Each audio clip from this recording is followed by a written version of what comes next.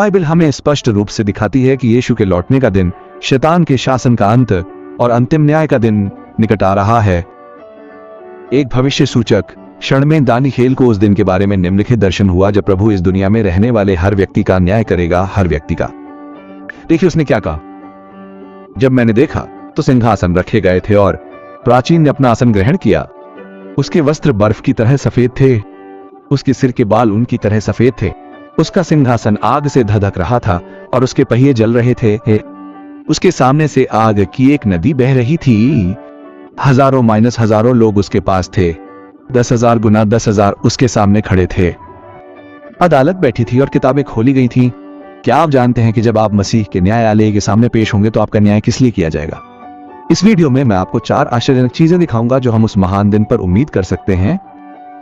इस विषय पर चर्चा शुरू करने से पहले मैं आपसे निवेदन करता हूं कि मेरे चैनल को लाइक करें, सब्सक्राइब करें और नोटिफिकेशन बेल को दबाएं ताकि जब भी मैं कोई नया वीडियो अपलोड करूं तो YouTube पर आपको अलर्ट मिल जाए।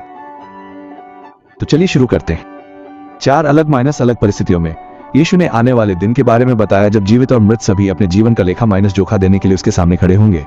उस दिन के अंत में सबसे बड़ी बात का न्याय प्रभु द्वारा किया जाएगा। हमने परमेश्वर के पुत्र यीशु के साथ क्या किया? क्या हमने उसे प्रभु और उद्धारकर्ता के रूप में स्वीकार किया और उसकी आज्ञाओं का पालन करने का प्रयास किया और उसकी आज्ञाओं का पालन का प्रयास किया, या हमने उसे अस्वीकार कर दिया, उसे नजरअंदाज कर दिया, अपने जीवन को ऐसे जिया जीवन को जिया? अगर हम यीशु के बलिदान के माध्यम से मुक्ति के अवसर को अस्वीकार करते हैं तो हम अनंत काल तक दोषी ठहराए जाएंगे। मसीह ने अपने शिष्यों से कहा, सारे जगत में जाकर सारी सृष्टि के लोगों को सुसमाचार का प्रचार करो। जो कोई विश्वास करेगा और बपतिस्मा लेगा वो उद्धार पाएगा, परंतु जो कोई विश्वास नहीं करेगा वो दोषी ठहराया जाएगा। जो अपने पापों से पश्चाताप करेंगे और यीशु को अपना एकमात्र और पर्याप्त उद्धारकर्ता मानेंगे वे उद्धार पाएंगे, परंतु मसीहा के शरीर के द्वारा उनके अच्छे या बुरे कामों के लिए उनका न्याय भी किया जाएगा। यहाँ बहुत से मसीही आश्चर्यचकित होंगे क्योंकि उनका मानना है कि पृथ्वी पर उनकी प्राथमिकताएं वही हैं जो परमेश्वर की हैं। वे सोचते हैं कि जो उनके चर्च और पादरी के लिए महत्वपूर्ण है वही प्रभु के लिए भी महत्वपूर्ण होना चाहिए। वे परमेश्वर को अपने हिसाब से प्रसन्न करने की कोशिश करते हैं, न कि बाइबल के अनुसार। इसलिए ये जानना बहुत जरूरी है कि उस दिन हमारा न्याय किस लिए होगा और किस लिए नहीं।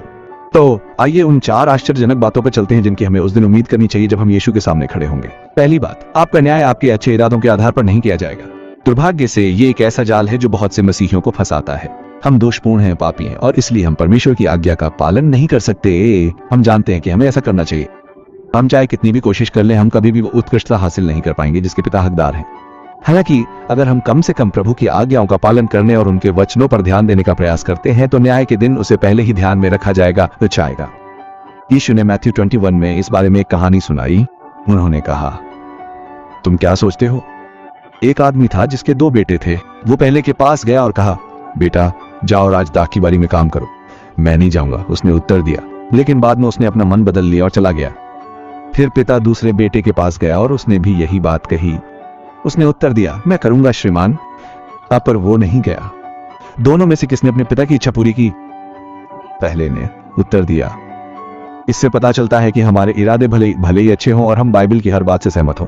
हम अपने ईसाई जीवन को यथासंभव पवित्र तरीके से जीने का इरादा, लेकिन उस दिन हमें हमारे इरादों से नहीं बल्कि हमारे कार्यों से नहीं बल्कि हमारे कार्यों से आंका जाएगा। इसलिए मेरे प्यारे भाई और बहन, चाहे आप कितने भी पापी क्यों ना हो, यीशु के दृष्टांत में पहले बेटे की तरह बने और वही करें जो पिता आपसे चाहता है। हाँ, आमीन।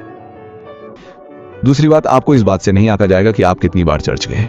ये काफी जटिल हो सकता है क्योंकि आजकल अधिकांश चर्च यही प्रचार करते हैं। कई आध्यात्मिक नेताओं के लिए यह मायने रखता है कि आप रविवार को चर्च जाएं, कुछ भजन गाएं, उपदेश सुने, अपना दशमांश और भेंट दें और घर वापस जाएं। हालांकि ये मानसिकता चर्च की सच्ची परिभाषा के बिल्कुल विपरीत है।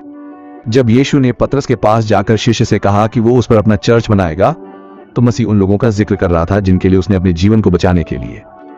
इसका मंदिरों या धार्मिक संप्रदायों से कोई लेना माइनस देना नहीं था। चर्च हमेशा से वे लोग रहे हैं जिन्होंने यीशु की सेवा की और उनका अनुसरण किया, माइनस प्रतिदिन उनकी आज्ञाओं का पालन किया।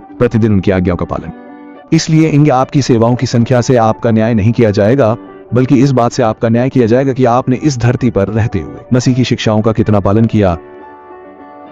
तीसरा, आपकी पहचान इस बात से होगी कि आपने अपने उपहार और प्रतिभाओं को कैसे विकसित किया। जब शिष्यों ने यीशु से अंत के समय और न्याय के दिन के बारे में पूछा तो स्वामी ने प्रतिभाओं का दृष्टांत बताने का अवसर लिया।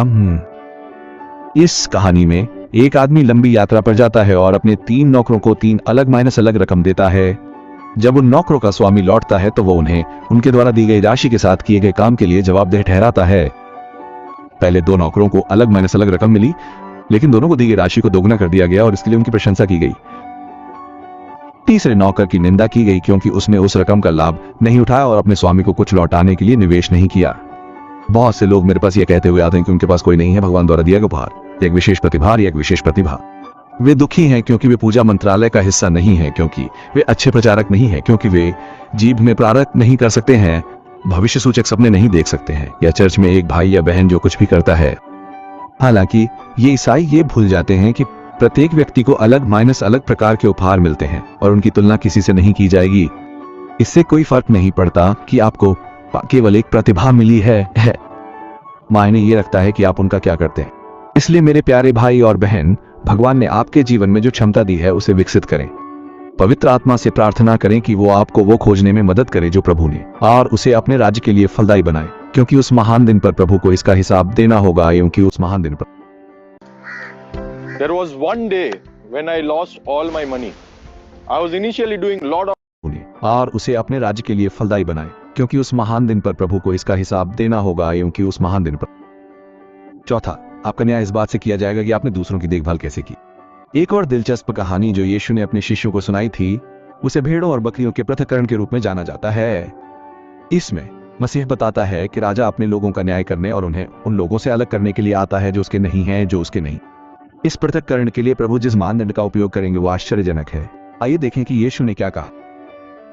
तब राजा अपने दाहिने हाथ वालों से कहेगा, मेरे पिता के आशीर्वाद से आए लोगों, आओ, अपना राज्य जो जगत के निर्माण से तुम्हारे लिए तैयार किया गया है अपने अधिकार में ले लो। क्योंकि मैं भूखा था और तुमने मुझे खाने को दिया, मैं प्यासा था और तुमने मुझे पानी पिलाया, मैं परदेशी था और तुमने मुझे अपने घर में बुलाया, मुझे कपड़े चाहिए थे और तुमने मुझे कपड़े पहनाए, मैं बीमार था और तुमने मेरी देखभाल की, मैं बंदी गृह में था और तुम मुझसे मिलने आए। बाइबल कहती है कि परमेश्वर के ये पुरुष और स्त्रियां यीशु के वचनों से आश्चर्यचकित हुए और पूछा, प्रभु ये कब हुआ?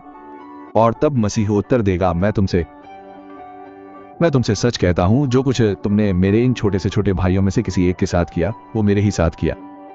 भाई और बहनों, इसे देखिए, ये फैसला हैरान करने वाला है, क्योंकि ये हम में से कई लोगों के उस तरीके के खिलाफ है जो आज ईसाई होने का दावा करते हैं। वरब हम जानते हैं कि मसीह की सबसे बड़ी आज्ञा यह है कि हमें अपने पूरे दिल, अपनी पूरी आत्मा, अपने दिमाग और अपनी ताकत से भगवान से प्यार करना चाहिए। लेकिन हम इस आज्ञा के दूसरे हिस्से को भूल जाते हैं और अपने पड़ोसी से खुद की तरह प्यार करने की मसीह द्वारा छोड़ी गई जिम्मेदारी को नहीं लेते हैं। हम मानते हैं कि अगर हम अपना सारा ध्यान भगवान पे केंद्रित करते हैं तो वो संतुष्ट हो जाएगा, लेकिन ऐसा नहीं होता है। मसीह ने हमें आधा आदेश नहीं दिया, उसने एक पूरा आदेश छोड़ा। इससे पता चलता है कि भगवान से प्यार करने का सबसे अच्छा तरीका दूसरों से प्यार करना है, और फैसले के दिन हमें इसके लिए जवाबदेह ठहराया जाएगा। यीशु ने पृथ्वी पर अपने मंत्रालय के दौरान सबसे अधिक जो बातें कही थीं, उनमें से एक यह है कि जल्द ही हम उसके सामने होंगे, और इसलिए उसने वो सब कुछ छोड़ दिया जो आम तौर पर मुझे जानने की जरूरत है, ताकि जब वो हमारा नाम पुकारे और हमारा न्याय करना शुरू करे तो हमें आश्चर्य न हो। इसलिए मेरे भाई, ऐसा ईसाई मत बनो जो कार्रवाई नहीं करता। एक चर्च में बस मत जाओ पियो। अपनी तुलना दूसरों की क्षमता से न करें और अपनी प्रतिभा और उपहारों को विकसित करें, और सबसे बढ़कर ईश्वर से, उसके बच्चों से प्रेम करके प्रेम करें। ये सब करने से आपको पुरस्कृत किया जाएगा और आप अनंत काल तक मसीह के साथ रहेंगे।